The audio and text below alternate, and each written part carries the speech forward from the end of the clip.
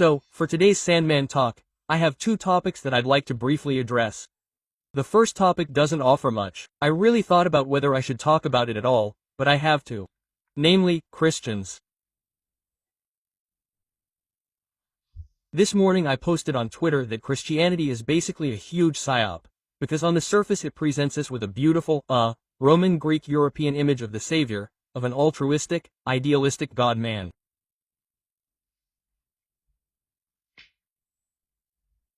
But if you get involved in this psyop, then you'll be foisted on the Middle Eastern desert religion. I know this from my own experience, because I was very, very strongly influenced by Christianity and had to free myself from it forever. And yes, I just posted it like that, my take on religion, and then Twitter really went wild. Then people, the Christians, all swarmed in there like flies and spread out and argued and insulted me and called me a Jew. And yes, that's when I noticed, hey, these Christians really argue like Muslims, yes, like radical Muslims, like Islamists. And they basically have no arguments, they just have dogmatism.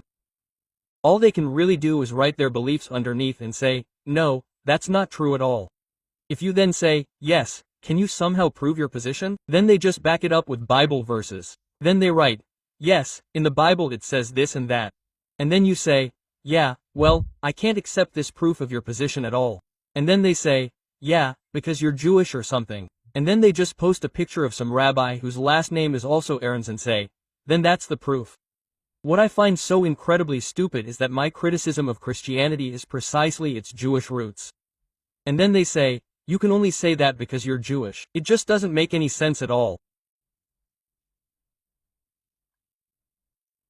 So from their Catholic perspective, mostly Catholics, it's like a Jewish Masonic scam against Christianity, and from their perspective that can only come from Jews, and they really argue like Islamists, who actually have a completely closed worldview that you can't penetrate.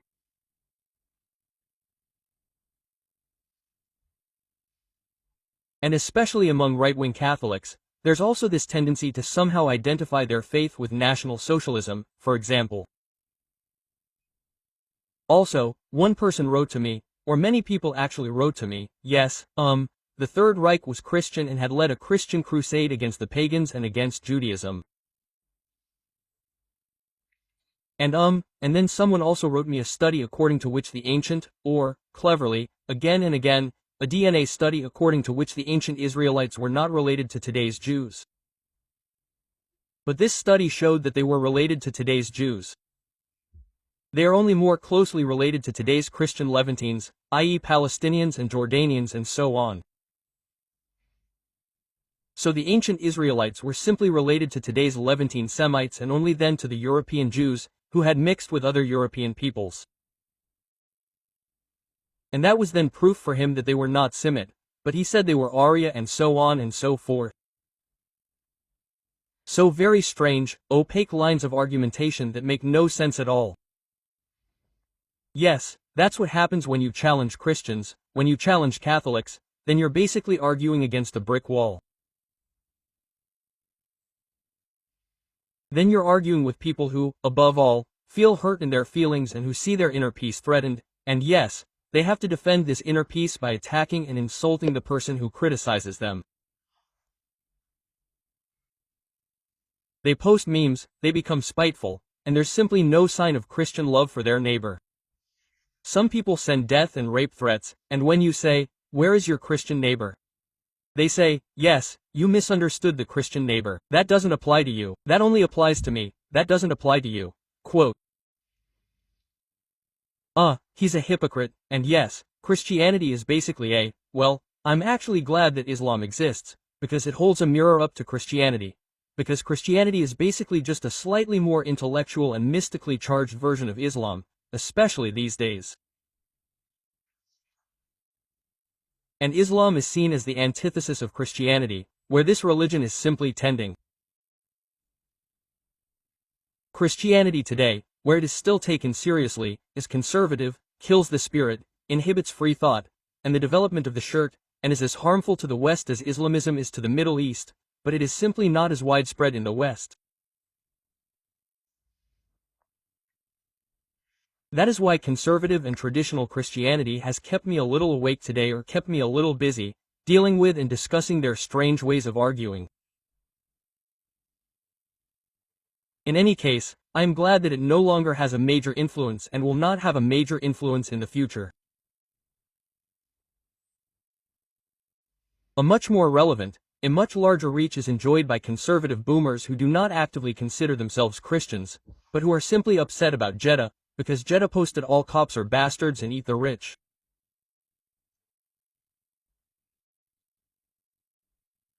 And now there's a huge outcry going through the media landscape from journalists and Julian Reichels, and all sorts of boomers on Twitter, who are saying, yes, Jeddah should resign as Green Youth leader.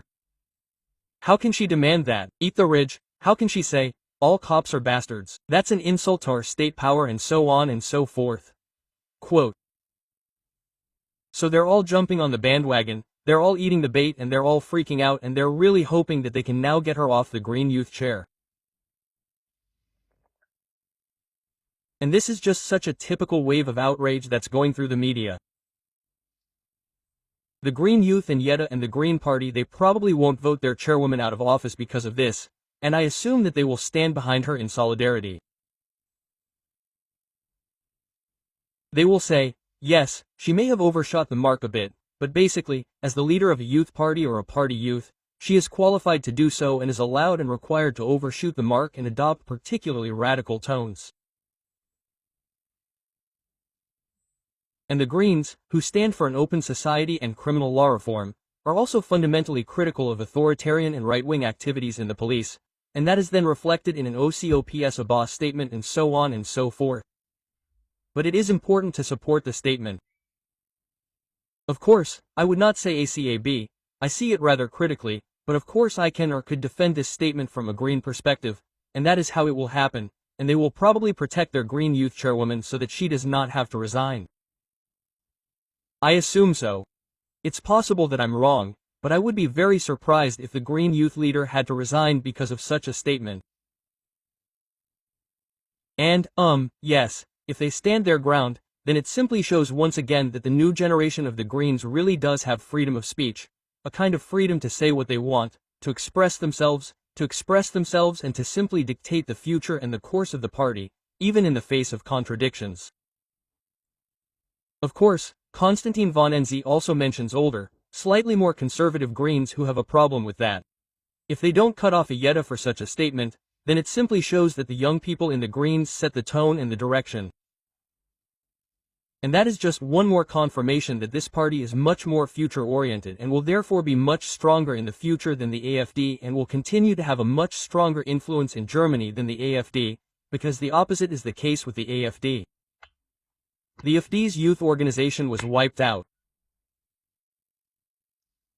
Radical voices are, or were, suppressed, and, well, the AfD is a boomer party and will therefore have a lot of voters because there are a lot of conservative boomers.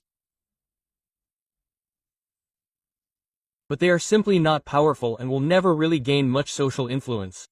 Instead, they will simply become fewer and weaker. That means that the AfD has faltered, and the Greens have not faltered by a long way, because they are constantly renewing themselves and are constantly in their own internal reform process, where the young people, so to speak, set the new direction, as it should be for the people. And that suggests that in this Green milieu, or in this left progressive voter milieu, perhaps not with the Greens themselves, but perhaps with a party like you, but still in this left progressive voter milieu, there are more points of contact for people who perhaps really want to change something in the existing institutions and want to get involved, rather than via the AfD, which is simply a dead end, a boomer dead end, where such conservative reactions of Christians feel at home, because I can tell you, all these Christians who attacked me today, who insulted me in my comments and who simply promote their reactionary, apocalyptic, nonsense ideology, who then babble about the impending downfall of Europe and so on and so forth, and that only Jesus Christ can save them. Such people naturally vote for the AfD and are radically for the AfD and stand behind the AfD. And the AfD also distances itself from both conservative Christianity and National Socialism, which these people, these ultra-right Christians, somehow want to link together, which makes no sense at all. They still vote for the AfD because they are simply used to and conditioned to always do the opposite of what makes sense. They believe in fairy tales, and the Greens are conditioned to always do what actually moves them forward and is progressive. And that's why they don't believe in fairy tales like that. And yes, that's why you won't find conservative Christians there either.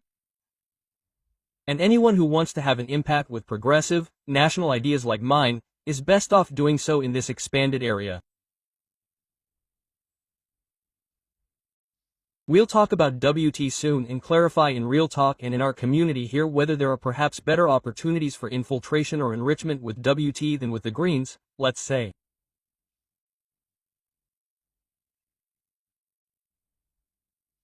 It might be a perspective, but overall this milieu is clearly better suited for progressive national influence and enrichment than that of the AfD, which is simply a tragic dead end.